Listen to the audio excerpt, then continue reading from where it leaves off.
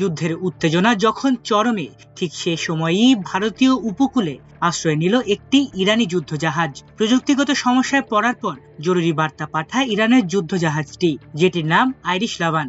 যুদ্ধজাহাজটিকে ভারতের কোচি বন্দরে নোঙর করার অনুমতি দেয় ভারত সরকার। বর্তমানে জাহাজটির 183 জন নাবিককে কোচিতেই নিরাপদ আশ্রয় ও আবাসনের ব্যবস্থা করা হয়েছে, এমন খবরই এসেছে বেশ কিছু আন্তর্জাতিক গণমাধ্যমে।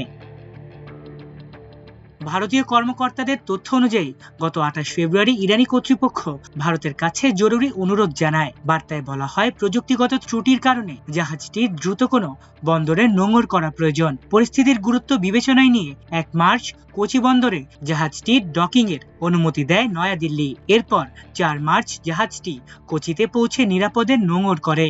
ভারতীয় কর্মকর্তারা জানিয়েছেন, কোচির নৌঘাঁটিতে জাহাজটির 183 জন নাবিকের জন্য আবাসন ও প্রয়োজনীয় সহায়তার ব্যবস্থা করা হয়েছে। যুদ্ধ পরিস্থিতির মধ্যে মানবিক দৃষ্টিকোণ থেকেই এই সহায়তা দেওয়া হয়েছে বলে দাবি করেছে ভারত। তবে এই ঘটনাটি সামনে আসার পর নতুন করে বিতর্ক তৈরি হয়েছে, কারণ এর কিছুদিন আগে আরেকটি ইরানি যুদ্ধজাহাজ আইরিশ দেনা, যা ভারত আয়োজিত নৌ মহড়ায় অংশ নিয়েছিল, সেটি মার্কিন সাবমেরিনের টর্পেডো হামলায় ডুবে যায় বলে অভিযোগ উঠেছে। শ্রীলঙ্কার উপকূলের কাছে ঘটে যাওয়া ওই ঘটনায় 80 জনেরও বেশি ইরানি নাবিক নিহত হন, 32 জনকে জীবিত উদ্ধার করা হয় এবং আরো অনেক নাবিক এখনো নিখোঁজ বলে জানা গেছে। ঘটনাটি নিয়ে সমালোচনার মুখে পড়েছে নরেন্দ্র মোদী সরকার।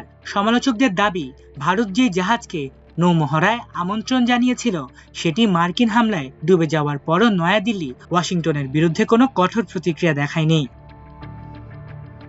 এই প্রেক্ষাপটে আইরিশ লাভানকে আশ্রয় দেওয়ার ঘটনা নতুন করে আঞ্চলিক কূটনৈতিক সমীকরণ নিয়ে প্রশ্ন তুলেছে। একদিকে যুক্তরাষ্ট্র ও ইসরায়েলের সঙ্গে ভারতের কৌশলগত সম্পর্ক, অন্যদিকে যুদ্ধ পরিস্থিতিতে ইরানি নাবিকদের মানবিক সহায়তা।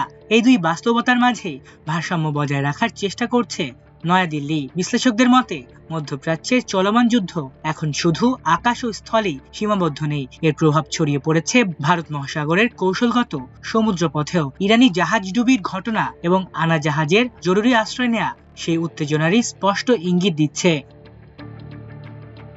যুদ্ধ যত দীর্ঘায়িত হচ্ছে, ততই বাড়ছে সমুদ্রপথের অনিশ্চয়তা, আর সেই অনিশ্চয়তার মাঝেই কোচির বন্দরে এখন নোঙর করে আছে ইরানের যুদ্ধজাহাজ আইরিশ লাভান, যার 183 নাবিক আপাতত নিরাপত্তা খুঁজে পেয়েছেন ভারতের মাটিতে।